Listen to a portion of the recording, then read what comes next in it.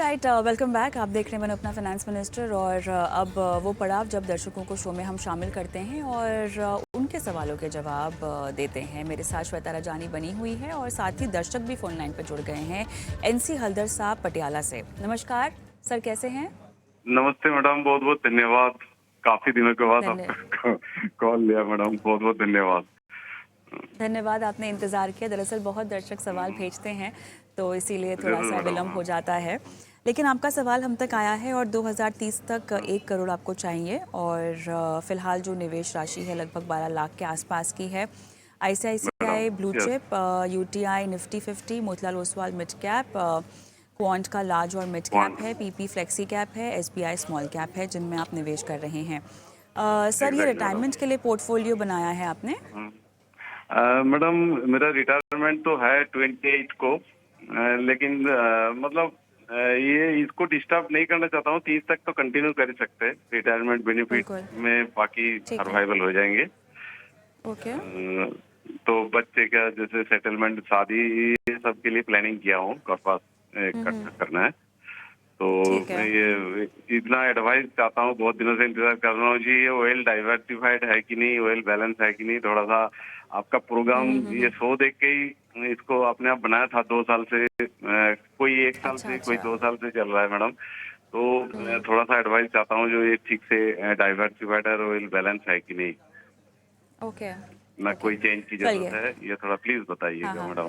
बिल्कुल सर, हमारा काम ही यही है कि आपको इस तरह की दुविधा से बाहर निकालें और हमारी एक्सपर्ट भी हैं। तो अभी तक 12 लाख रुपए क्योंकि आपने इकट्ठा कर लिए हैं और फिलहाल मेरे ख्याल से 60,000 तक की एसआईपी चल रही है। श्वेता से जुड़ना चाहूँगी मैं। श्वेता, आप ज़रा कैलकुलेट करके बताइएगा कि अगर ये 60,000 रुपये ही निवेश करते हैं, वैसे तो उम्मीद उनसे थोड़ी सी ये की जाएगी कि जब जब मुमकिन हो अपने निवेश राशि को बढ़ाएं, लेकिन मान लेते हैं कि 60,000 रुपये ही अब अगले कितना 2030 तक इनको चाहिए ना, तब तक अगर इतनी राशि का निवेश करें तो 12 लाख के ऊपर और कितनी कमाई हो सकती है? जी कविता जी, करीबन अगर मैं 14% का एक रेट ऑफ रिटर्न पकड़ूं जो इक्विटी में आप एक्सपेक्ट कर सकते हैं, और बिकॉज ये फंड्स हैं, तो मैं कहूंगी 2030 तक ये करीबन 90 लाख तक की एक राशि पर पहुंच सकते हैं 60,000 की ही एसआईपी से। लेकिन अगर ये अपनी एसआईपी समझ लीजिए 5,000 से हर महीने बढ़ा सकते हैं, तब ये आसानी से 1 करोड़ के अपने लक्ष्य तक पहुंच जाएंगे। ऑलराइट, अब मुझे ये बताइए कि बदलाव के लिहाज से इनको अब क्या करना होगा? और जी, वैसे तो इनका पोर्टफोलियो काफ़ी अच्छा है, स्प्रेड आउट है। बस 2 फंड मैं इनसे कहूँगी कि ये चेंज कर सकते हैं। एक तो जो इनका इंडेक्स फंड है, इन्होंने यूटीआई का एक इंडेक्स फंड ले रखा है, वो वाला एक फंड, और मोतीलाल का मिड कैप फंड। ये 2 फंड में आप एसआईपी रोक सकते हैं, और इससे बेहतर ये होगा कि आप कुछ फ्लेक्सी कैप फंड्स, जैसे कैनरा रोबेको का एक फ्लेक्सी कैप है और एचडीएफसी का फ्लेक्सी कैप है, ये 2 फंड में निवेश कर सकते हैं, तो वो पोर्टफोलियो के लिए थोड़ा बेहतर होगा। बाकी के फंड्स अच्छे हैं, वो जारी रख सकते हैं उनको। तो ये जो अहम बदलाव हैं ये आपको करने होंगे। आपको और कोई सवाल पूछना है? हाँ मैडम, ये पारंपरिक जो फ्लेक्सी कैप है, इसको एक तो फ्लेक्सी कैप है, फिर भी और एक फ्लेक्सी कैप करना सही होगा जी। एक और फ्लेक्सी कैप चाहिए। जी जी। अच्छा अच्छा, एचडीएफसी। जी श्वेता बताइए। श्वेता आप बोलिए। जी, मैं कह रही थी आपके पास एक पारंपरिक का फ्लेक्सी कैप है जो थोड़ा इंटरनेशनल एक्सपोजर भी लेता है। फ्लेक्सी कैप में एडवांटेज ये हो जाता है ना कि फंड मैनेजर को पूरा डाइवर्सिफिकेशन का एक एडवांटेज है, फ्लेक्सिबिलिटी है कि वो जो चाहे पोर्टफोलियो में चेंज कर सकते हैं। तो उसमें आपको लार्ज और थोड़ा बहुत मिड एंड स्मॉल का बेनिफिट भी मिल जाएगा पोर्टफोलियो के लिए। इसीलिए मैंने आपको 2 और फ्लेक्सी कैप की सलाह दी थी। चलिए, ऑल द बेस्ट हल्दर जी। जो बदलाव बताए गए हैं उनको आप पोर्टफोलियो में अप्लाई कीजिएगा। लेकिन मेरे साथ मुकेश परवानी फ़ोन लाइन पर जुड़ गए हैं। नमस्कार। चलिए, फ़ोन लाइन शायद इनकी कट चुकी है, लेकिन ये 7 साल तक हर महीने 15,000 इन्वेस्ट करना चाहते हैं और 30 साल तक मैच्योरिटी पीरियड रखना चाहते हैं और मतलब 7 साल ही निवेश करेंगे, निवेश को रखेंगे 30 साल तक।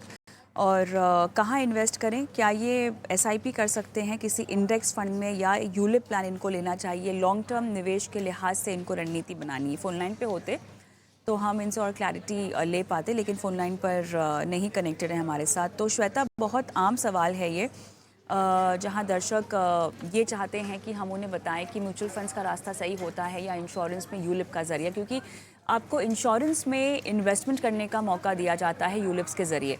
अब सवाल यहाँ पर यही है कि जब इन्वेस्टमेंट की बात आ रही है तो आपके पास अगर एक प्योर इन्वेस्टमेंट प्रोडक्ट है म्यूचुअल फंड्स, तो आप इंश्योरेंस के ज़रिए क्यों जाएंगे? और ऐसा नहीं है कि आप जब यूलिप में पैसे लगाते हैं तो आपके पैसे पूरे इन्वेस्ट हो जाते हैं, कुछ पैसा हिस्सा इंश्योरेंस में जाता है और बाकी यहाँ पर एडमिनिस्ट्रेशन चार्जेस और बाकी जो कॉस्ट होती है प्रोडक्ट की, उसमें वो सारा जो है खर्चा वो चला जाता है। तो बेहतर चीज़ मेरे ख्याल से श्वेता आपको समझाएंगी, लेकिन फ़िलहाल बताइए क्या करेंगे? जी कविता जी, आपने जो कहा बहुत महत्वपूर्ण भी है और काफी बार ये क्वेश्चन आता है कि यूलिप करें या म्यूचुअल फंड करें। अब देखिए, यूलिप में आप दो चीजें करना चाहते हैं, दो लक्ष्य है। एक तो है कि आपको एक इंश्योरेंस मिल जाए, दूसरा है कि खाली इंश्योरेंस क्यों मिले, थोड़ी सी इन्वेस्टमेंट भी हो जाए। लेकिन जब आप दो लक्ष्यों को जोड़ना चाहते हो, उसमें ना आप अच्छी खासी इंश्योरेंस ले पा रहे हो, ना आपकी इन्वेस्टमेंट्स अच्छे से हो पाएगी। ये हमारा एक्सपीरियंस हमने देखा हुआ है यूलिप में, क्योंकि आपके एक तो कॉस्ट स्ट्रक्चर बढ़ जाता है और उतनी एफिशिएंसी दोनों चीजों पे नहीं मिलती। तो इससे बेहतर ये होगा कि आप एक टर्म प्लान ले लें, उसको अलग से अपनी इंश्योरेंस की नीड्स को कर लें। आपको एक अच्छा सस्ता टर्म प्लान, जहां आपको एक बहुत ज्यादा लाइफ कवर मिल जाएगा, वो मिल सकता है। और दूसरा, खाली इन्वेस्टमेंट्स के लिए आप इक्विटी म्यूचुअल फंड्स में निवेश करें। तो ये जो कॉम्बिनेशन आप करेंगे, ये कॉस्ट के हिसाब से आपको सस्ती होगी, इंश्योरेंस ज्यादा बेनिफिट मिल जाएगा, जो कवर आपको मिलेगा, प्लस आपकी जो इन्वेस्टमेंट्स होंगी म्यूचुअल फंड के थ्रू, वो ज्यादा बेहतरीन तरीके से मैनेज हो जाएगी। दूसरी आपने बात पूछी थी कि आप एसआईपी करें और आप इंडेक्स फंड में करें। एसआईपी जरूर करें, ये बहुत अच्छी चीज है, ये आपने करनी ही चाहिए। एक तरह का डिसिप्लिन ले आता है, प्लस कॉस्ट का एवरेजिंग का बेनिफिट मिल जाता है, इन्वेस्टमेंट डिसिप्लिन आ जाती है। इंडेक्स फंड से बेहतर होगा अगर आप एक एक्टिव फंड में निवेश करें, जहां फंड मैनेजर स्टॉक्स अपने तरफ से चेंज कर पाते हैं, सेक्टर एलोकेशन ले पाते हैं। तो एक्टिव फंड का पोर्टफोलियो इंडेक्स फंड से बेहतर परफॉर्म कर सकता है 2-3% से हर साल। तो वहां रखें। मैं आपको कुछ फंड्स की रिकमेंडेशन दे रही हूँ। आप अपने पोर्टफोलियो के लिए एक SBI Contra, HDFC flexi, Invesco small cap, ये कुछ फंड्स है जिसमें आप निवेश कर सकते हैं और एक पोर्टफोलियो की शुरुआत कर सकते हैं। जैसे जैसे आप एसआईपी का अमाउंट बढ़ाएं, स्कीम्स आप अपने पोर्टफोलियो में जोड़ सकते हैं। चलिए, फ़ोन लाइन पर है नहीं, लेकिन आपने ये सलाह इनको दी है तो क्लियरली यूरोप के बजाय आपको म्यूचुअल फंड्स का रास्ता अपनाने की सलाह दी जा रही है, और आईसीआईसीआई प्रू ब्लू चिप और HDFC flexi cap, Nippon India multi cap आपको कंसिडर करने की सलाह दी जा रही है। बेहतर ये होगा मुकेश जी कि थोड़ी सी और प्लानिंग आप अपनी करें अपने एंड से, और उसके बाद अपना सवाल अगर आप चाहें तो वापस हम तक पहुँचा सकते हैं। आगे बढ़ते हैं और फिलहाल रुकेंगे एक छोटे से ब्रेक के लिए, और ब्रेक के उस पार भी सवाल जवाब का ये जो सिलसिला है बरकरार है। और ब्रेक पर जाएं उससे पहले एक नंबर व्हाट्सएप का आपके स्क्रीन पर हम फ्लैश कर दिए देते हैं, क्योंकि इस नंबर के ज़रिए आप अब तक हम तक पहुंच सकते हैं अपने सवालों के साथ, और क्योंकि यूट्यूब पर भी हमें दर्शक देखते हैं तो यूट्यूब पर भी अपने सवाल आप हम तक पहुंचा सकते हैं। मिलती हूँ ब्रेक के बाद।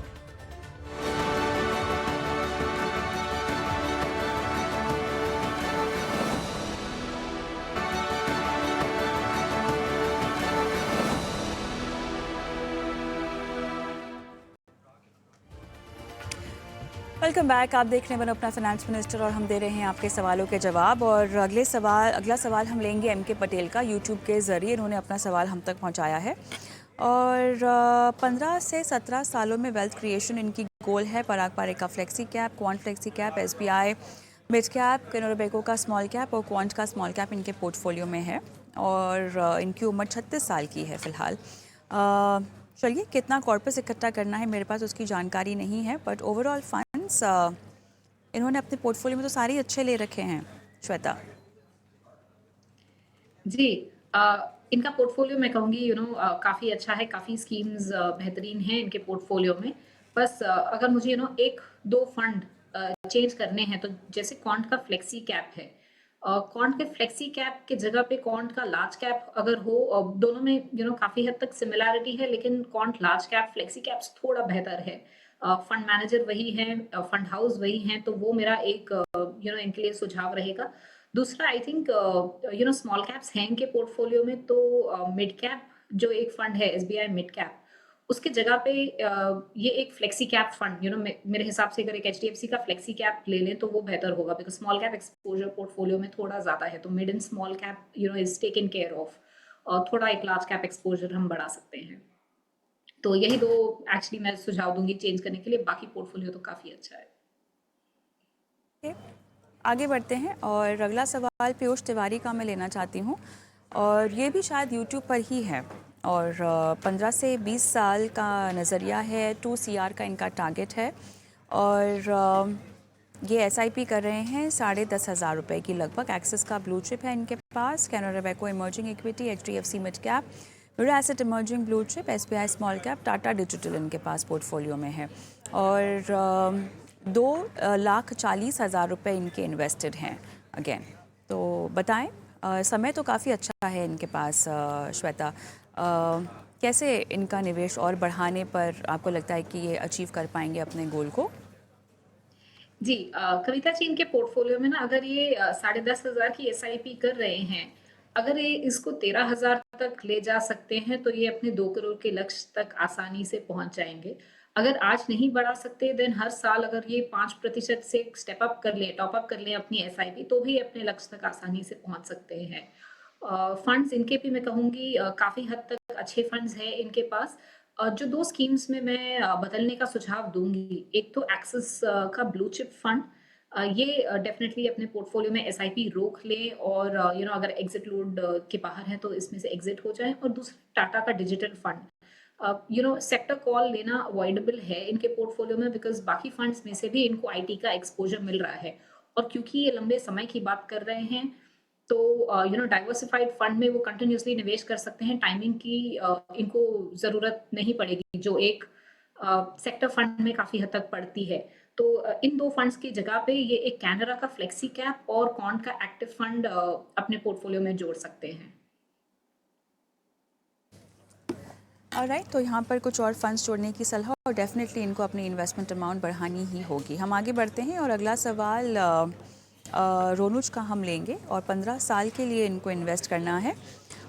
10 से 15% तक का स्टेप अप कर सकते हैं। इन्होंने जो फंड्स अपने पोर्टफोलियो में डाले हैं वो हैं SBI का blue chip, quant small cap, और अखबार flexi cap, Nippon India small cap, multi cap Nippon India का, और साथ ही निपॉन इंडिया ग्रोथ फंड है, और ICICI प्रूफ का NASDAQ 100 है। और बस पोर्टफोलियो पे रिव्यू करवाना चाहते हैं, और 15 साल में हालांकि इनका नज़रिया क्या होगा, इनका कॉर्पस कितना होगा, ये इन्होंने हमें पूछा है इसी निवेश के साथ। तो श्वेता, फंड्स काफ़ी सारे हैं, हालांकि इन्होंने सारी उम्दा कैटेगरीज अपने पोर्टफोलियो में शामिल कर रखी है, इंक्लूडिंग इंटरनेशनल डाइवर्सिफिकेशन, जो कि पोर्टफोलियो में बहुत कम देखने को मिलता है। तो इन्होंने कॉन्शियसली ये एक डिसीजन लिया है, जो कि अच्छी बात है। लेकिन अक्रॉस इक्विटी में कैटेगरीज के लिहाज से देखा जाए तो कुछ कम किया जा सकता है एक्सपोजर, खासतौर से ब्लू चिप में। जी हाँ, कविता जी, थोड़ा बहुत इंटरनेशनल एक्सपोजर है, 2 फंड्स के थ्रू है, नैसडैक फंड है, पराग पारिक का फंड है, तो वो भी है।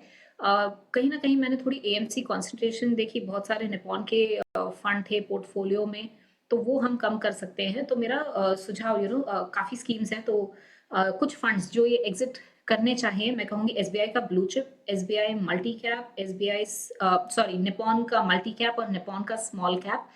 ये फंड्स हैं जो ये अपने पोर्टफोलियो से कम कर सकते हैं।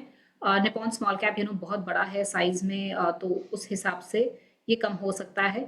जो 2 फंड ये जोड़ सकते हैं, अगर चाहते हैं तो एक एचडीएफसी का स्मॉल कैप ले लें, और एक क्वांट का लार्ज कैप फंड, ये 2 फंड पोर्टफोलियो में ऐड कर सकते हैं।